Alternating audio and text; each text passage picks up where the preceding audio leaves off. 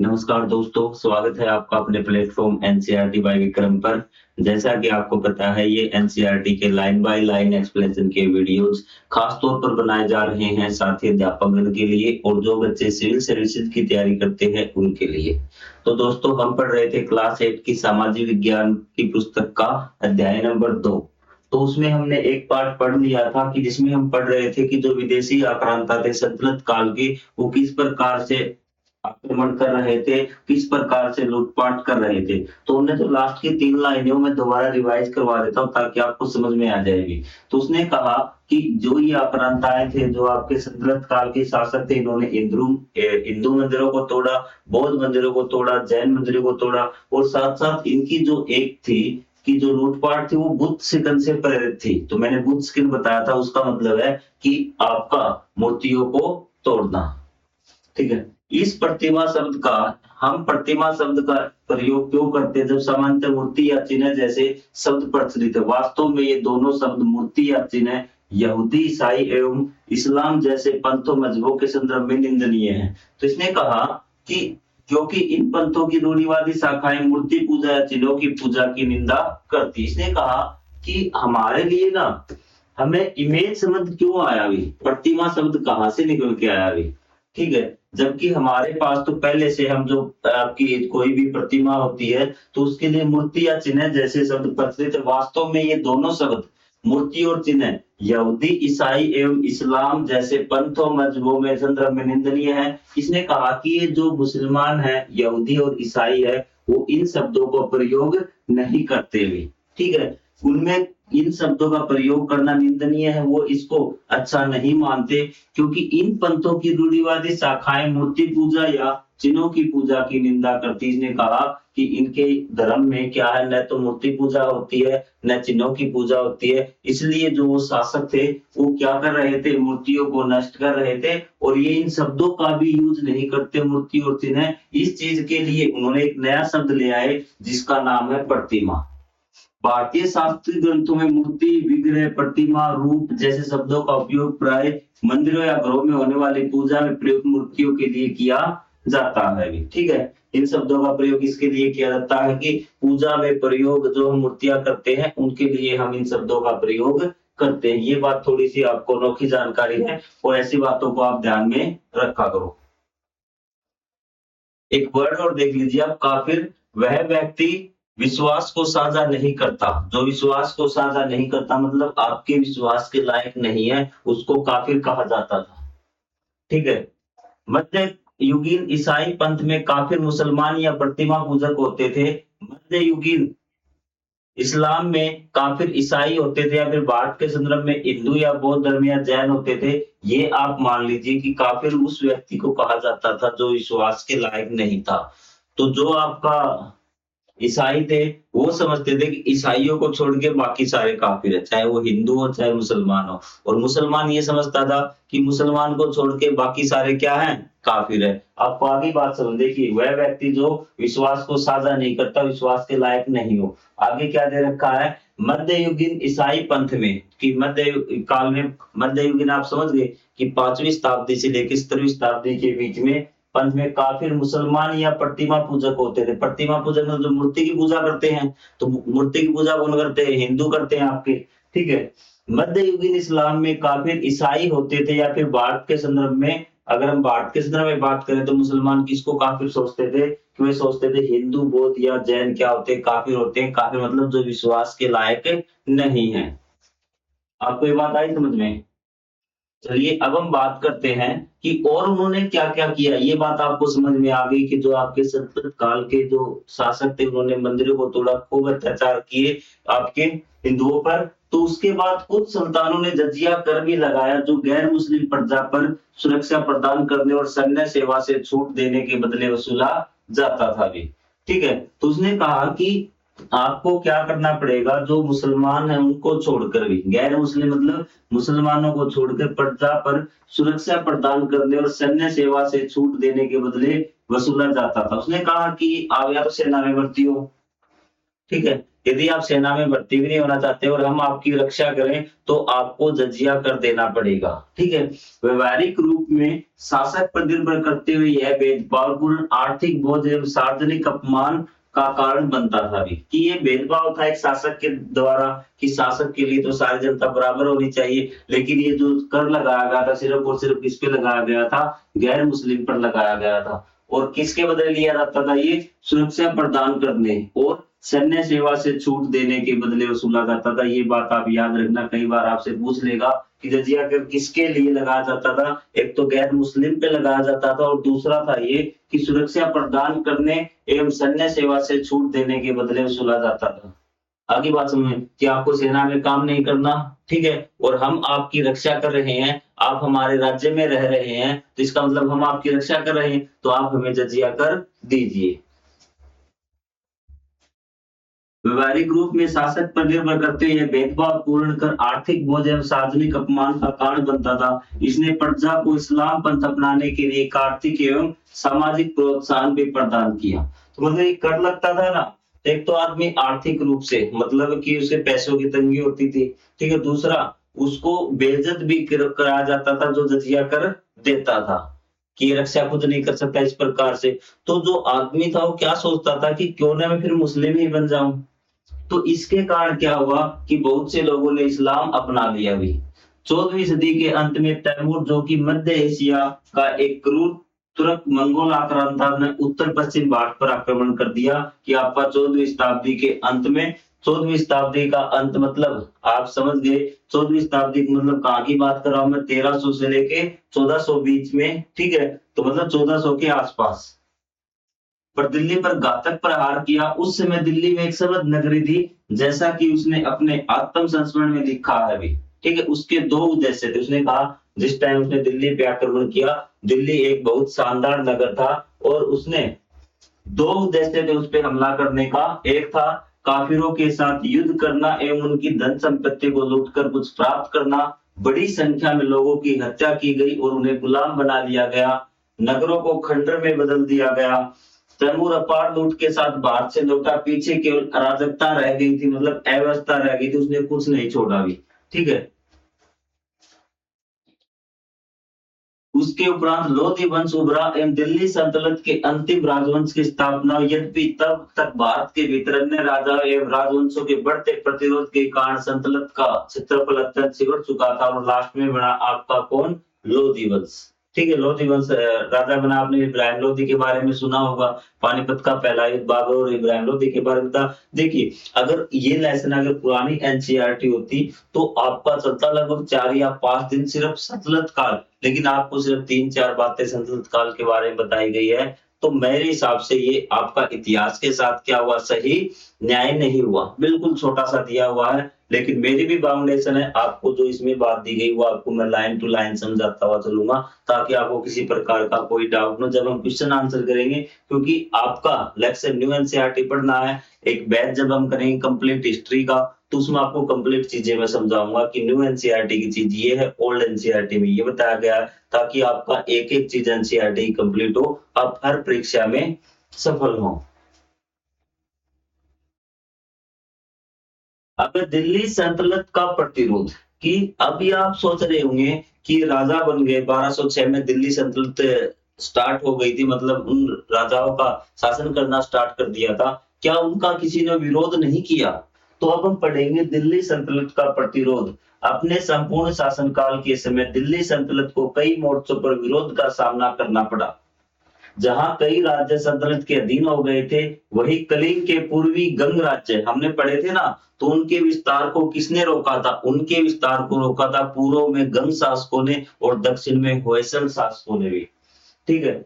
कलिंग के पूर्वी गंग राज्य को अधीन करने में विफलता हाथ लगी, जिसमें वर्तमान उड़ीसा, आंध्र प्रदेश और पश्चिम बंगाल के कुछ भाग सम्मिलित थे। 13वीं शताब्दी के मध्य में इसे एक राज्य के एक शासक नरसिंह देव प्रथम ने, जिन्हें नरसिंह देवा प्रथम भी उच्चारित किया जाता है, कि एक राजा था आपका, ध्यान से पढ़ना मेरी बात क्या कह रहा हूं। 13वीं शताब्दी के मध्य में इस राज्य के एक शक्तिशाली शासक नरसिंह देव प्रथम, जिन्हें नरसिंह देवा प्रथम भी उच्चारित किया जाता है, को उनकी सैन्य शक्ति एवं सांस्कृतिक वैभव के लिए जाना जाता है। नरसिंह देव प्रथम बहुत बड़ा राजा था आपका। उन्होंने अपने राज्य को प्रदान किए। संतलत के कई आक्रमणों को विफल करने के तहत उन्होंने बंगाल में संतलत द्वारा नियुक्त प्रशासन को पराजित किया, कि जो उन्होंने बंगाल में अधीन करके संतलत ने एक प्रशासक लगा दिया था कि हमारी तरफ से ये राज करेगा। नरसिंह देव ने उसको भी क्या किया, हरा दिया। ठीक है, पराजित किया। विजय की स्मृति में उन्होंने कोणार्क वर्तमान उड़ीसा में प्रसिद्ध सूर्य मंदिर का निर्माण किया नरसिंह देव प्रथम ने। और आप याद रखना, फैक्चुअल आपके एग्जाम में पूछा जा सकता है कि आपका जो था ये सूर्य मंदिर है, कोणार्क का सूर्य मंदिर, किसने बनाया, नरसिंह देव प्रथम ने बनाया था। और किस लिए बनाया था, ताकि उन्होंने बंगाल में संतलत प्रशासक को पराजित किया।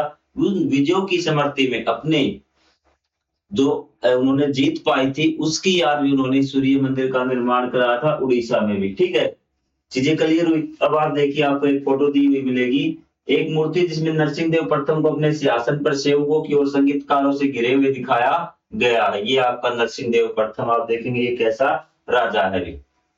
चीजें क्लियर हुई आपको।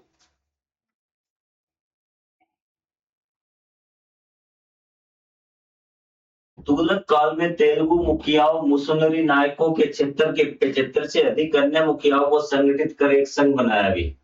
ठीक है, तुगलक काल में तेलुगु मुखियाओं ने और मिशनरी नायकों ने भी 75 से अधिक करके एक संघ बनाया। इन संघ को छोटे छोटे राज्य दिल्ली सल्तनत की सेनाओं को पराजित किया और 1330 से 1336 के आसपास वारंगल, वर्तमान तेलंगाना जिसको बोलते हैं, से मोहम्मद बिन तुगलक की सेना को खदेड़ दिया। क्या आपको लगता है कि उस समय 75 मुखियाओं को एकजुट करना एक सरल कार्य रहा होगा, कि आज के समय में आपको 75 सरपंच है, प्रधान है, या फिर लोगों को संगठित करना क्या आसान काम रहा होगा? तो उन्होंने क्या किया कि छोटे छोटे मुखिया थे, तेलुगु मुखिया, उन्होंने 75 से अधिक इकट्ठे हो गए। उन्होंने वारंगल जो क्षेत्र था, मतलब आज जो तेलंगाना राज्य आपका, वहां से मोहम्मद बिन तुगलक की सेना को खदेड़ दिया था।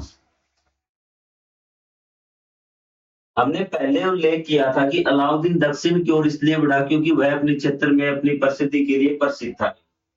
ठीक ठीक है, कि वो दक्षिण में क्यों गया अलाउद्दीन खिलजी, क्योंकि उसने दक्षिण के बारे में सुना था कि दक्षिण जो क्षेत्र है तो वो बहुत ज्यादा समृद्ध है। दक्षिण की बात, मतलब जो बच्चे नए इतिहास पढ़ रहे हैं ना, तो वो दक्षिण के बारे में, जैसे यहाँ पे उत्तरी क्षेत्र में राज करता था, ये भारत का मैप था आपका, ठीक, आप समझ रहे होंगे। तो ये जो दक्षिण वाला क्षेत्र है ना, ये बहुत ज्यादा समृद्ध था, इसके बारे में उसने सुना था। उस समय दक्षिण भारत मुख्य रूप से वर्तमान कर्नाटक के कुछ भागों पर होयसल वंश का शासन था। और दक्षिण में आपको बताया था कौन सा शासन था, होयसल वंश का शासन था। उन्होंने दिल्ली सल्तनत के कई आक्रमणों का सामना किया और दक्षिण के एकमात्र स्वतंत्र राज्य बने रहे भी। ठीक है, तो उन्होंने क्या किया, दिल्ली सल्तनत के कई आक्रमणों का सामना किया और दक्षिण का एकमात्र स्वतंत्र राज्य जो उनका गुलाम नहीं हुआ, सल्तनत काल के अधीन हुआ, वो था आपका होयसल वंश। दक्षिण के एकमात्र स्वतंत्र राज्य बने रहे। यद्यपि इन आक्रमणों को तथा आंतरिक संघर्षों के कारण होयसल राज्य का ह्रास हुआ और मध्य 14वीं शताब्दी में इसका दक्षिण के विजयनगर साम्राज्य में विलय हो गया भी। तो इसका होयसल शासक का क्या हुआ कि आपका 14वीं शताब्दी में इसका जो विलय है दक्षिण के विजयनगर साम्राज्य में विलय हो गया है।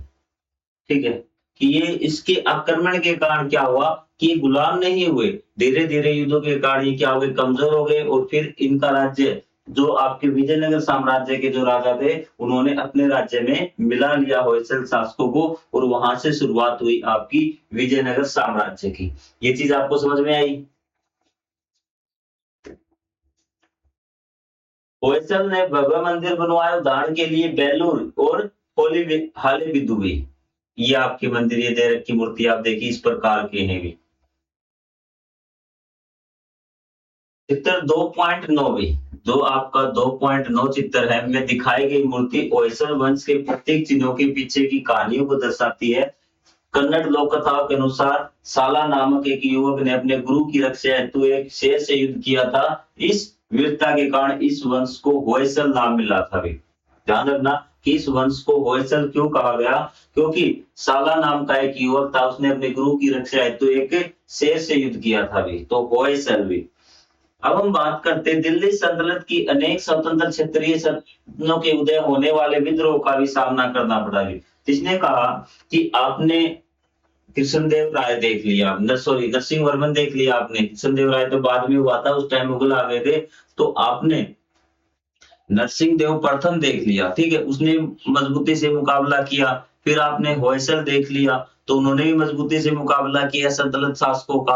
अब हम बात करते हैं कुछ अन्य जो छोटे छोटे राजा थे, उन्होंने किस प्रकार से मुकाबला किया। और पहला है आपका राणा। राणा नाम का मतलब राजपूत राजाओं के लिए प्राय प्रयुक्त की जाने वाली एक उपाधि थी राणा भी, ठीक है। जो राजपूत राजा था उसको क्या बोलते थे, राणा बोलते थे भी। दिल्ली सल्तनत को अनेक स्वतंत्र क्षेत्रीय सल्तनतों के उदय होने वाले विद्रोहों का भी सामना करना पड़ा था। उदाहरण के लिए बहमनी सल्तनत 14वीं शताब्दी के मध्य में उदित हुई और कुछ समय के लिए दक्कन के अधिकांश भाग पर उसका नियंत्रण रहा भी। तो एक कौन सी सल्तनत है, बहमनी सल्तनत भी, दक्षिण में ही थी ये भी। तो मैं आपको इसका मैप के माध्यम से दिखा देता हूँ यहाँ पर। तो ये जो एरिया था ना, यहाँ पे बहमनी सल्तनत थी भी। 14वीं शताब्दी के मध्य, मतलब 14वीं शताब्दी मतलब हम पढ़ रहे हैं 1300 से लेके 1400 बीच में, और उसके भी मध्य बता रहा मतलब 1350 के आसपास इसका उदय हुआ था मेरे हिसाब से 1343 में। बहमनी साम्राज्य की शुरुआत कब हुई थी, 1333 में हसन गंगू ने इसकी शुरुआत की थी।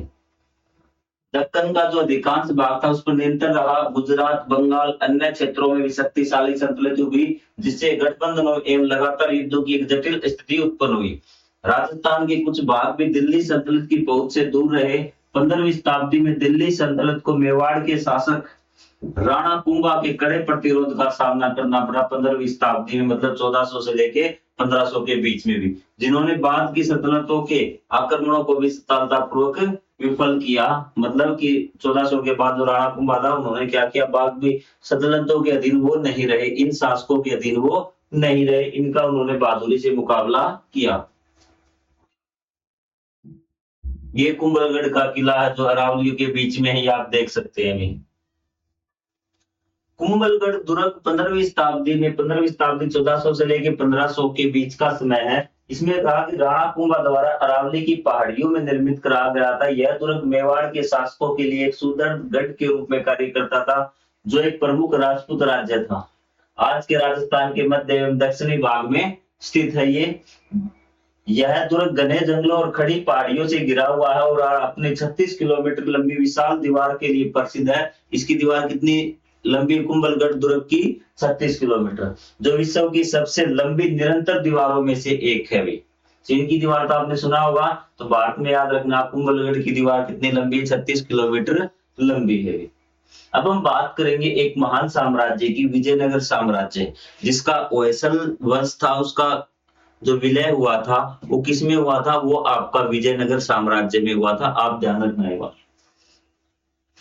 ऐसी परिस्थिति में जैसे जैसे दिल्ली सल्तनत राजनीतिक रूप से अधिक अस्थिर होती गई, दक्षिण में एक नए सत्ता केंद्र का उदय हुआ। 14वीं शताब्दी में दो भाई थे, हरिहर और भूखा ने आरंभ में मोहम्मद बिन तुगलक के अधीन राज्यपाल के रूप में सेवाएं दी हुई। कि दो शासक थे, दो भाई थे, हरिहर और भूखा, जो मोहम्मद बिन तुगलक सल्तनत काल है, तो उसमें एक सुल्तान आपने सुना था मोहम्मद बिन तुगलक, वही आपने जिसने तांबे के सिक्के चलाए थे, जो राजधानी दौलताबाद ले गया था, उसी की बात कर रहा है। कि उसके अंदर मंत्री रूप में कार्य कर रहे थे दो भाई, आपके हरिहर और भूखा। इन्होंने अंततः दिल्ली की अधीक्षता को अस्वीकार कर दिया और एक स्वतंत्र राज्य की स्थापना की। यह राज्य दक्षिण भारत में एक प्रमुख शक्ति के परिणत हुआ और आगे चलकर विजयनगर साम्राज्य कहलाया। तो देखिए, अब इतनी सी बात बता दी हरिहर और भूखा के बारे में, क्या उनकी बहादुरी से ये क्या है, न्याय हुआ? बिल्कुल भी नहीं। न्यू एनसीईआरटी से इसलिए मैं भी काफी ज्यादा परेशान हूं। अब आपको समझाऊं तो क्या समझाऊं, दो लाइनों में आपका भूखा और हरिहर को समाप्त कर दिया। मैं बताता हूं कि आपका जो दक्षिण भारत था, यहाँ पे होयसल शासक था, तो यहाँ पे वो प्रताप तृतीय जो राजा था उसके अधीन काम करते थे ये दोनों, हरिहर और भूखा। ध्यान से सुनना मेरी बात, ये बात आपको समझ में आ गई। तो बाद में ये राज्य कमजोर हो गया, किसमें विलय हो गया ये, यहाँ पे एक राज्य था कंपिली, उसमें ये काम करते थे मंत्री पद पे दोनों भाई बाद में। और जब मोहम्मद बिन तुगलक ने इस पे आक्रमण किया, इसको हरा दिया, तो इन दोनों को ले गया दिल्ली, हरिहर और भूखा को। आगे बात समझ में। तो हरि और बुक्का को यहाँ इन्होंने क्या बना दिया, मुस्लिम बना दिया कि मुस्लिम धर्म से स्वीकार कर लो वरना तुम्हें जान से मार दूंगा। तो इन्होंने मुस्लिम धर्म धारण कर लिया और पीछे से यहाँ से दोबारा से विद्रोह हो गया। अब मोहम्मद बिन तुगलक को लगा कि इस क्षेत्र की जानकारी हरिहर और बुक्का को अच्छी तरह से है और तुम क्या करो, इनको सेना देके भेज दिया कि तुम जाओ जहां पे ये जो गड़बड़ी कर रहे हैं ना इनको सबक सिखाओ। तो हरिहर और बुक्का दोबारा यहाँ पे आए और यहाँ पे उन्होंने जो गड़बड़ी कर रहे थे उनको हरा दिया। आपको आ रही बात समझ में। फिर बाद में क्या हुआ कि यहाँ एक मठाधीश था, सरंगेरी मठ का विद्याचार्य नाम था, उन्होंने इनको समझाया हरि और बुक्का को कि एक मुसलमान की गुलामी करने से बढ़िया तुम खुद का राज करो। और इन्होंने फिर दोबारा मंत्र जाप से मतलब जो एक पूजा की विधि थी उसके माध्यम से हरिहर और बुक्का को दोबारा क्या किया, हिंदू धर्म में प्रवेश करवाया। और इन्होंने कह दिया कि हम नहीं जानते कौन मोहम्मद बिन तुगलक है, होगा सुल्तान अपने घर पे, आज से हम यहाँ के राजा हैं। और पहला राजा बना आपका विजयनगर साम्राज्य का, इन्होंने अपना साम्राज्य की नींव रख दी विजयनगर, ठीक है। और वहां स्टार्टिंग में इनकी राजधानी एनामगुंडी थी शायद, और फिर इन्होंने कौन सी बनाई, विजयनगर को अपनी राजधानी बनाया। अब ये देखिए इतनी जो कहानी थी ये, और मैंने तो आपको बिल्कुल संक्षेप में बताई है, और बड़ी लंबी कहानी थी, इन्होंने 3 लाइनों में पूरा विजयनगर साम्राज्य समाप्त कर दिया।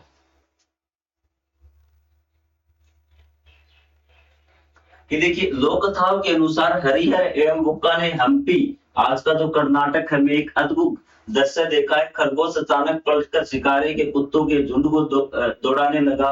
यह दृश्य अप्रत्याशित शक्ति और साहस का प्रतीक माना गया। जब उन्होंने यह घटना अपने गुरु विद्यारण्य को सुनाई तो उन्होंने इसे प्रतिरोध और साहस के प्रतीक के रूप में वर्णित किया और उन्हें उसी स्थान पर अपनी राजधानी स्थापित करने का परामर्श दिया कि वहां पे तुम क्या बड़ा अपनी राजधानी बनाओ। उन्होंने वहां पर विजयनगर की स्थापना की।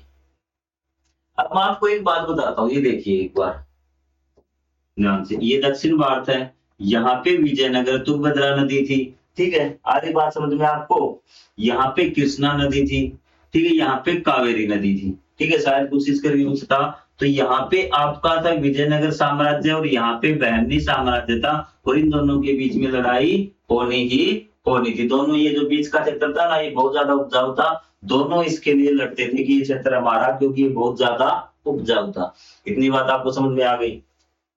विजयनगर साम्राज्य के उत्तर में बहमनी सल्तनत एक प्रमुख प्रतिद्वंदी थे जो 5 स्वतंत्र राज्यों बीजापुर, गोलकुंडा, बरार, अहमदनगर, बीदर में विभाजित हो गई। जो बहमनी साम्राज्य था आपका सल्तनत थी वो 5 भागों में बट गई, जो क्या था, बीजापुर, गोलकुंडा, बरार, अहमदनगर, बीदर। आप ऐसे याद करें, बरार, बीदर, बीजापुर, गोलकुंडा और अहमदनगर, 3 व्यापक नाम है आपके, बरार, बीदर, बीजापुर और गोलकुंडा और अहमदनगर, जिन्हें दक्कन सल्तनतें कहा गया। प्रत्येक राज्य वहां के पूर्व प्रशासक अथवा तरफदार शासन करने लगे। भी ये अलग अलग हो गए, कुछ स्वतंत्र हो गए कि हम ही यहाँ के राजा, 5 भागों में बट गई बहमनी सल्तनत, बरार, बीदर, बीजापुर, अहमदनगर और गोलकुंडा, ठीक है।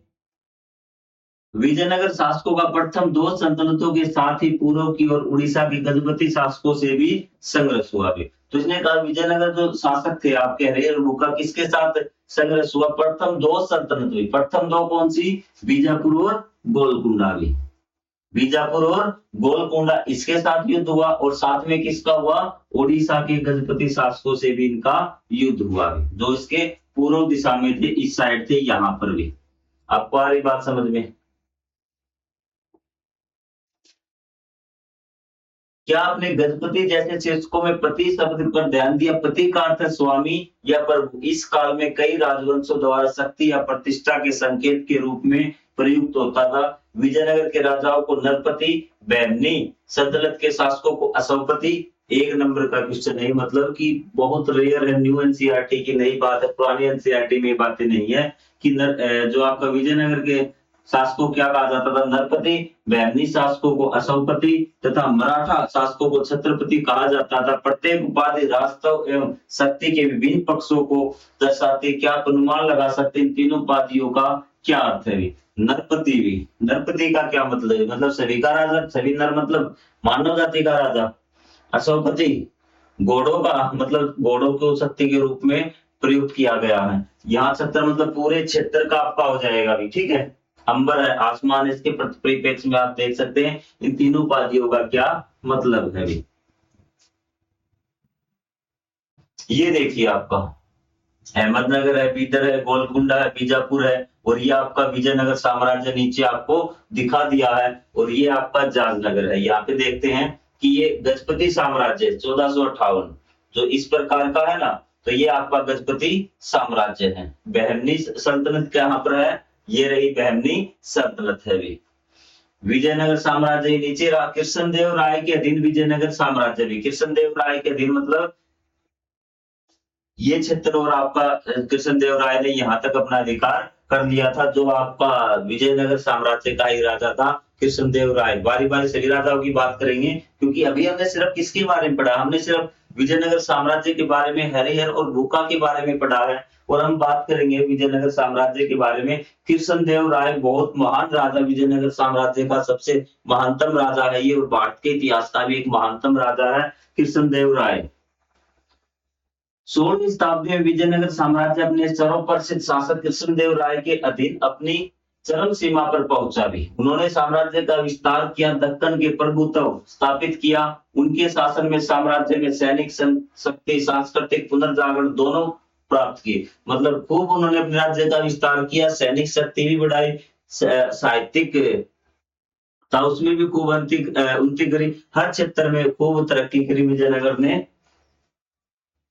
उन्होंने संस्कृत, तेलुगु और कन्नड़ के कवियों और विद्वानों को संरक्षण प्रदान किया। उन्होंने स्वयं उन्होंने तेलुगु भाषा में तमिल भक्ति संत कवि आंडाल की एक कथा पर एक महाकाव्य आमुक्त माल्याद की रचना की। ये लाइन आपके लिए बहुत ज्यादा इंपॉर्टेंट है कि उन्होंने किसकी रचना की थी, आमुक्त माल्यादा की रचना की थी। ये तेलुगु भाषा का एक ग्रंथ है, और ये अब इसमें नई बात बता दी गई है कि भक्ति संत कवि आंडाल की कथा पर भी, ठीक है। इस महाकाव्य में एक खंड राजनीति है, जहां उन्होंने सुशासन के विषय में अपने विचार प्रस्तुत किए। कृष्णदेव राय ने एक मंदिरों को अनुदान दी, जिसमें आंध्र प्रदेश का तिरुपति मंदिर है। उनकी अपनी राजधानी विजयनगर में स्थित विठल मंदिर सम्मिलित है। उन्होंने खुद बनवाया था विठल स्वामी मंदिर, जैसे भव्य मंदिर महलों तथा अन्य भवनों में प्रदर्शित होता है।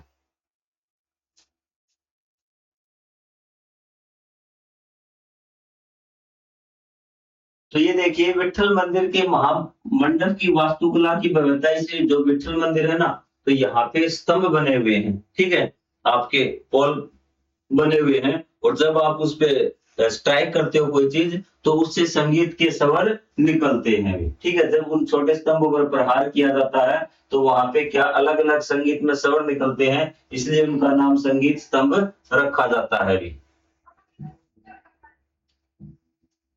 अब जो विजयनगर था वो बहुत ज्यादा समृद्ध नगर था, और वहां पे उस बाजार में विदेशी भी आते थे भी, ठीक है। विशेषकर पुर्तगाली यात्रियों के साथ बहुत अच्छा व्यवहार किया जाता था, क्योंकि वे घोड़े बेचने आते थे। राजा नहीं चाहता था कि वे अपने कीमती घोड़े शत्रु राज्य को बेचे भी, तो पुर्तगालियों के पास घोड़े थे, और पुर्तगाली घोड़े बेचने आते थे, और पुर्तगालियों के साथ बहुत अच्छा व्यवहार किया कृष्णदेव राय ने। जो उनका एक पुर्तगाली गवर्नर था, शायद उसका नाम अलबुर्ग था, तो उनकी दोनों की दोस्ती थी, और दोस्ती इसी शर्त पे थी कि अलबुर्ग किसी को भी अन्य दूसरे राजा को घोड़े नहीं बेचेगा कृष्णदेव राय के अलावा, क्योंकि घोड़े से क्या है कि सेना ज्यादा शक्तिशाली हो जाती थी। अरबी घोड़े थे जो बहुत शानदार थे, और कृष्णदेव राय चाहता था कि वो किसी अन्य को न बेचे भी। उनमें से एक पुर्तगाली यात्री डोमिंगो पायस ने विजयनगर की राजधानी अपने प्रवास का विस्तृत विवरण लिखा। एक उदाहरण कि एक पुर्तगाली था यात्री डोमिंगो पायस, उसने विजयनगर के बारे में क्या लिखा है कि यह मेरे रोम जितना विशाल नगर है। रोम है ना, इटली, रोम, इटली में रोम है, कि इतना बड़ा ये शहर है, दिखने में बहुत ज्यादा सुंदर है। नगर में घरों के उद्यानों में वृक्षों के बाग है, कई जलधाराएं हैं जो नगर के मध्य में बहती है, कुछ स्थानों पर झीलें भी है। इस नगर में लोगों की संख्या अनगिनत है। यह विश्व में सबसे अच्छी आपूर्ति वाला नगर है। सड़कों एवं बाजारों में बोझ ढोने वाले बैल बैल भरे पड़े हैं। यहाँ आप विपुल मात्रा में सब कुछ प्राप्त कर सकते हैं जो आप चाहते हैं। और ये बात लिखी थी किसके बारे में, विजयनगर के बारे में। किसने, आपके एक पुर्तगाली यात्री था जिसका नाम था डोमिगो पाइस। क्या नाम था? डोमिगो पाइस। बारबोसा भी आया था आपका इसी विजयनगर में, आपका अब्दुल रज्जाक भी आया था इसी में, निकोलो द कोंटी भी आया था इटली का निवासी। बहुत सारे यात्री इसके काल में आए थे।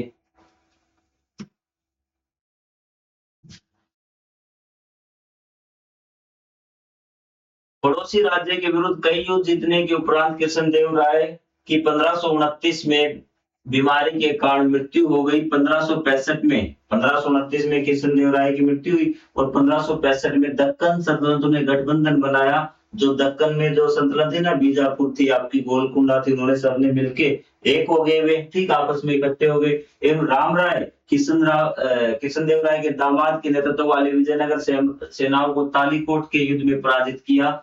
मतलब कि जो आपकी बैरनी सल्तनत थी, 4-5 इसके टुकड़े हो गए थे, बीजापुर था, गोलकुंडा था, आपका बीबर था, उन्होंने सब एक हो गए। उन्होंने किस पे हमला किया? विजयनगर साम्राज्य पे। उस टाइम विजयनगर साम्राज्य की कमान किसके हाथ में थी? कृष्णदेव राय की तो मृत्यु हो चुकी थी। कृष्णदेव राय का दामाद था आपका राम राय, उस पर हमला कर दिया। हार किसकी हुई? कृष्णदेव राय के दामाद राम राय की हार होगी तालीकोट के युद्ध में। आप ध्यान रखना 1565 में। घर, दुकानें, महल, अधिकांश मंदिर नष्ट कर दिए गए। बड़ी संख्या में नागरिकों का जनसंहार हुआ। नगर के दशांश ही शेष बचे, मतलब पूरी तरह नगर को तबाह कर दिया गया। ठीक है, उसके अवशेष ही बचे। तत्पश्चात साम्राज्य छोटे छोटे भागों में विभाजित हो गया, जिसका शासन नायक पूर्व सैनिक अधिपति के अधीन था। 17वीं शताब्दी के मध्य तक विजयनगर साम्राज्य का अंत हो गया। मेन तो बात यही थी कि 1565 में ही विजयनगर साम्राज्य समाप्त हो गया था। और अब हमारी बारी है मुगलों के बारे में पढ़ने की। चीजें क्लियर हुई आपको? यहाँ तक कोई खास बात इसमें नहीं बता रखी। फिलहाल आपको छोटे छोटे फैक्ट दे रखे हैं, वो आपको याद करने हैं और आपको कुछ भी याद नहीं करना, आपके लिए सहूलियत है। लेकिन अगर ओल्ड एनसीईआरटी पढ़ेंगे तो आपको मजा भी आता। ठीक है, लेकिन मैं आपको बता दूं जो एनसीईआरटी मेन बात है वो मैं आपको बता दूंगा। आसपास की बातें थोड़ी सी ज्यादा, हम ट्रैक से दूर नहीं जाएंगे। तो अगले पार्ट में पढ़ेंगे मुगल साम्राज्य के बारे में। तब तक के लिए जय हिंद, जय Bharat, thank you very much.